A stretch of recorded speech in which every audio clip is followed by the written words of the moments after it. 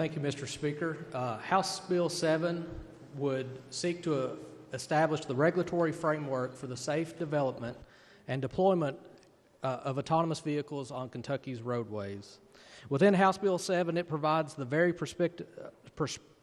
prescriptive circumstances when an AV may be deployed in Kentucky, including that it must pass or surpass federal safety standards, and that any company deploying an AV in Kentucky must first submit an interaction plan to law enforcement that tells the officer exactly how to contact fleet support, recognize that the AV is autonomous on the road, and how to remove it from the roadway. Contained within the bill was a floor amendment from last session from the gentleman from Carter that puts a $1 million minimum insurance requirement as well as establishes liability. It also contains that the vehicle must be properly titled and registered. It applies to all existing requirements for commercial vehicles in order to put them with AVs, and it requires crash and accident reportings to the Department of Transportation. Within the bill, we passed this last year as House Bill 135. Actually passed it out of here pretty early. It passed out of the Senate on the last day and was vetoed by the governor without giving us a chance to override it. So we should be very familiar with this, and so that is what the bill does, but we do have a House committee sub that adds some additional things. So, Mr. Speaker, would you please have the clerk? Committee sub 1, it does a few things. On page 2, line 21, it adds the word as amended, and that just ensures that as these definitions are changed at the federal level, that the bill maintains those definitions. On page 5, line 3, it provides some language in there that the vehicle manufacturers had requested in cases where they have level 2 vehicles on the road. It just provides that if you have a driver behind the wheel, that the vehicle must be able to achieve a minimum risk condition, or the human must.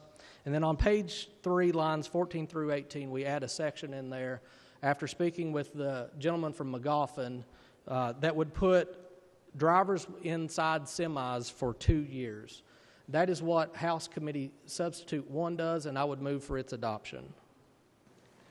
Motion is for the adoption of House Committee Substitute 1. Is there any discussion of the committee substitute? Gentleman from Jefferson 36, you wish to discuss the committee sub? Any discussion on the committee substitute? Seeing none, those in favor signify by voting aye. Aye. Those opposed, nay. House Committee Substitute is adopted. Gentleman from Rockcastle. All right, Mr. Speaker. So over the past 2 years, we've talked a lot about this. I've explained it, what feels like 100 times. And the two issues that always come up are people are concerned about safety and they're concerned about job loss. And so first I'd like to address the safety component of it. And I've got data here from Swiss Re, who is an insurance company that has the coverage for Waymo. And Waymo is probably the most, it's the biggest, most popular AV on the road now in other states.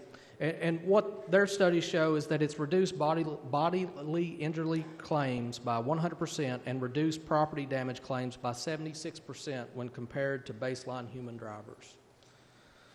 Also, we have here a study that the Department of Transportation has put out, and if I could, I'd like to read directly from it what the Cabinet believes as far as safety of these. It says, the Cabinet believes that these vehicles will help the agency deliver on its mission by preventing non-injury and fatal crashes, stimulating economic activity, strengthening the mobility of populations underserved by the current transportation system, and potentially mitigating congestion.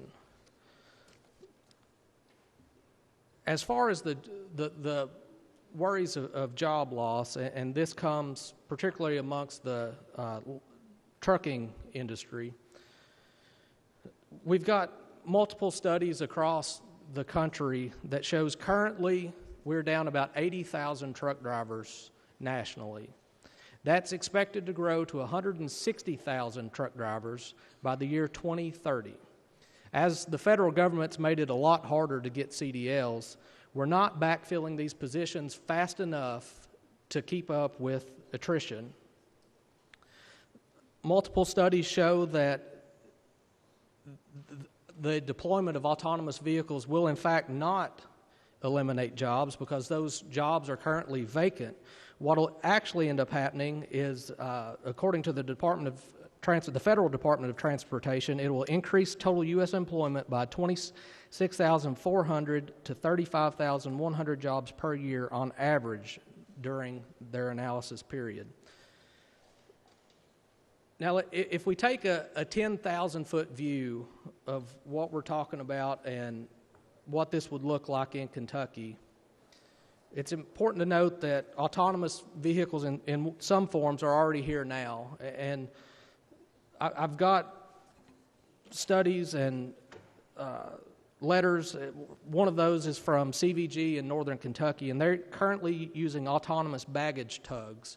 And what they do with these is they'll transport baggage from one port to the other, and they're wanting to develop an inter-campus shuttle. And in order to do that, we have to give the state the ability to regulate these because these shuttles would in fact cross state roads. GE in Appliance Park, they are currently using autonomous vehicles within the park there to transport materials from one facility to the other. When we look at total economic impact on these, it's substantial.